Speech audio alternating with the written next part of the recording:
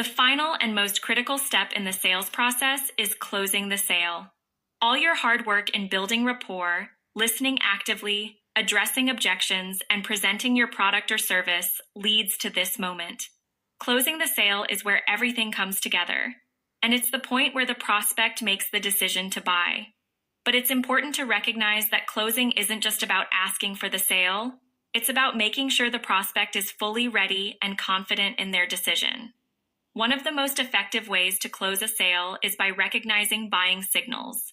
These are subtle hints that a prospect is leaning toward a purchase, such as asking about the price, requesting more details, or discussing logistics like delivery times. These signs indicate that the prospect is interested but may still need some reassurance. When you notice buying signals, you can gently guide the conversation toward the final step. Asking for the sale is an essential part of closing. This is where many salespeople struggle. Either they hesitate to ask or they ask too early. The key is to ask at the right time when you sense the prospect is ready. Instead of saying, "Do you want to buy this?" which can feel pushy, ask a more consultative question like, "Does this solution meet your needs, and are you ready to move forward?"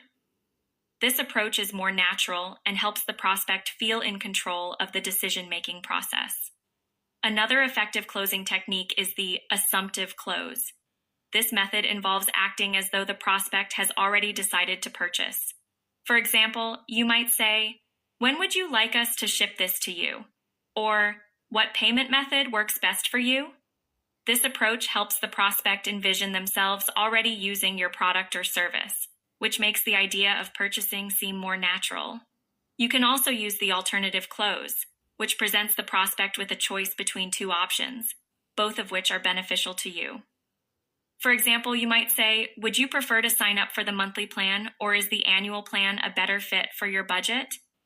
The key here is that both options lead to a commitment, and the prospect feels like they are making a choice rather than being pressured into one.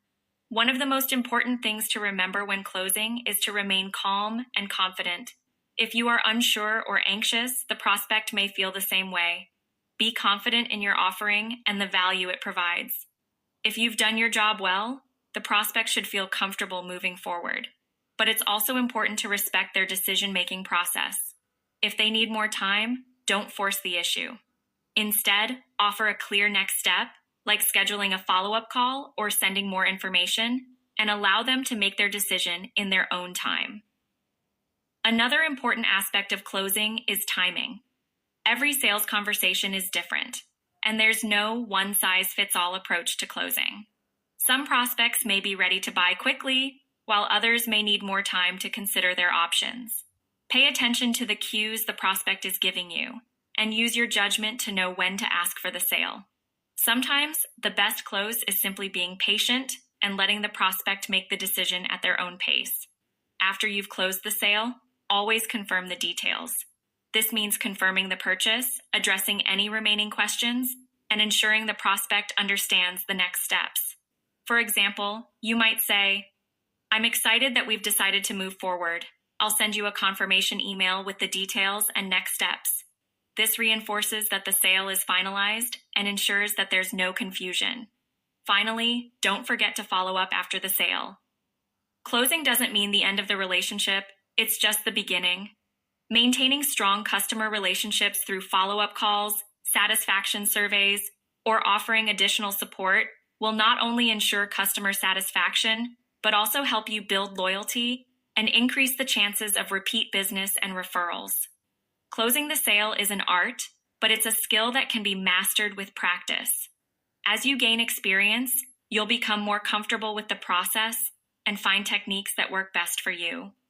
In the next lesson, we'll discuss how to develop a positive sales mindset and stay motivated, especially when faced with rejection or setbacks.